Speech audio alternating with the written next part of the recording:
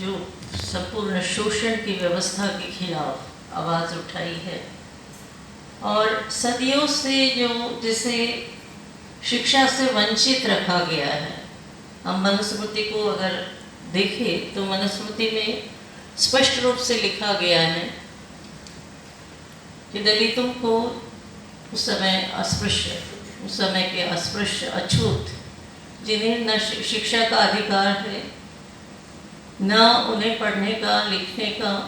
या सुनने का अधिकार है। अगर वेद की ऋचाएँ उनके कान पर पड़े या वो याद कर ले कहीं से सुनकर और उसका उच्चारण करे तो उसके लिए जघन्यतम सजाओं का प्रावधान है। कान में पिघलते हुए शीशे का रस डाला जाता था जिससे कि उसके कान बंद हो। 10 अंगुल लंबा लोहे का, गरम लोहे की सलाख उसके मुंह के अंदर डालकर उसकी वाचा को बंद किया जाता था, जिह्वा को काट दिया जाता था। ये मनुस्मृति में लिखा हुआ जो धर्म का जो ग्रंथ है, जो हिंदू धर्म का ग्रंथ है, जो ब्राह्मणवादी विचारधारा, सनातनी विचारधारा की शुरुआत जहाँ से होती है, जिसका प्रभाव आज भी है और पता नहीं और कितने वर्ष हमें इसे देखना पड़ेगा और झेलना पड़ेगा। क्योंकि भारत की 75 वर्ष की वर्षगांठ मनाते समय भी हमें ऐसा नहीं महसूस हुआ पूरे भारतवर्ष के दलित वर्ग को, आज जिसे दलित उस समय जब अस्पृश्य कहा जाता था, अस्पृश्य और अछूत, जो अस्पृश्यता के उस दंश से, उस वेदना और उस पीड़ा से, उस उत्पीड़न से अभी मुक्त नहीं हुआ। हाल ही में जो घटनाएं हुई है वो उसके लिए वो सभी जानते हैं, उसको दोहराने की ज़रूरत नहीं है। फिर भी अगर हाथरस, ऊना और रोज वेमुला का जो हत्या है, जो संस्थागत हत्या है, इन बातों को हम भूल नहीं सकते हैं कि वह 75 वर्ष की आज़ादी के बाद भी आज हमें जिस घृणा और जिस तिरस्कार का शिकार होना पड़ रहा है, चाहे वो शिक्षा का क्षेत्र है, चाहे वो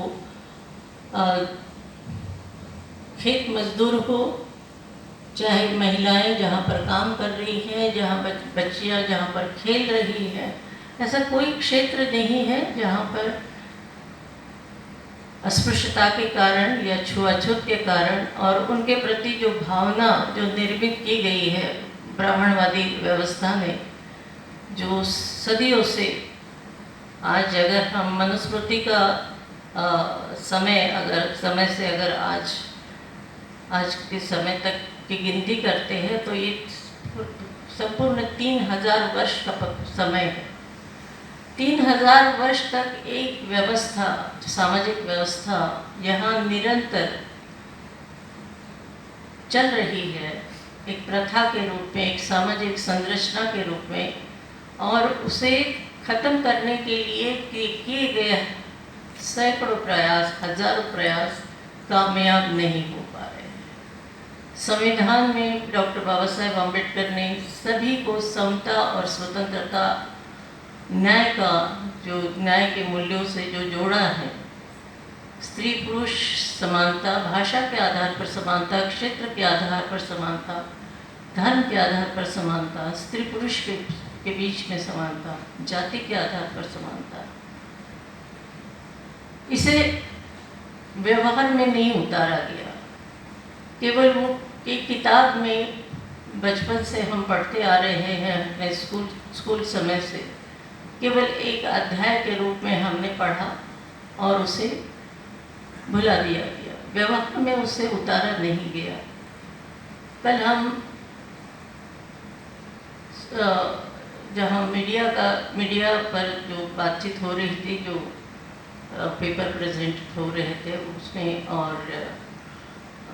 जाति के कारण जो एक सोशल साइकोलॉजिकल जो एक प्रभाव होता है उस पर बातचीत सुन रहे थे, तो मुझे याद आ रहा था वो समय जब मैं खुद एमए की छात्रा थी जवाहरलाल नेहरू यूनिवर्सिटी,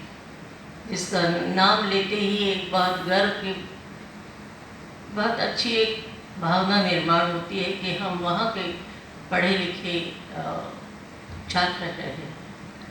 क्योंकि उसका एक अपना वजूद है, उसकी अपनी एक संस्कृति है, उसका अपना एक स्थान है पूरे देश में। लेकिन वहाँ मैं खुद जाति के कारण और महिला होने के कारण, मतलब स्त्री और जेंडर और कास्ट, इन दोनों के कारण मुझे काफ़ी कुछ झेलना पड़ा। मतलब जो महाराष्ट्र में ग्रेजुएट होने तक जो अनुभव मैंने नहीं, जो अनुभव मुझे नहीं हुए एक अछूत होने के कारण, उससे भयंकर अनुभव मुझे वहाँ हुआ। ये मेरे लिए एक बहुत कठिन समय था और उससे निकलकर अपनी हायर एजुकेशन पूरी करना एक बहुत बड़ा चैलेंज था। उस चैलेंज को मैंने स्वीकारा और पूरी व्यवस्था के खिलाफ, मतलब पूरी संस्था के खिलाफ, एक संस्थान के खिलाफ एक अकेले को खड़े होना आज के समय में हम नामुमकिन होता है। लेकिन मैं खड़ी रही और एमफिल के एडमिशन, एमए के ग्रेड्स कम मिलते रहे, बहुत बहुत मैं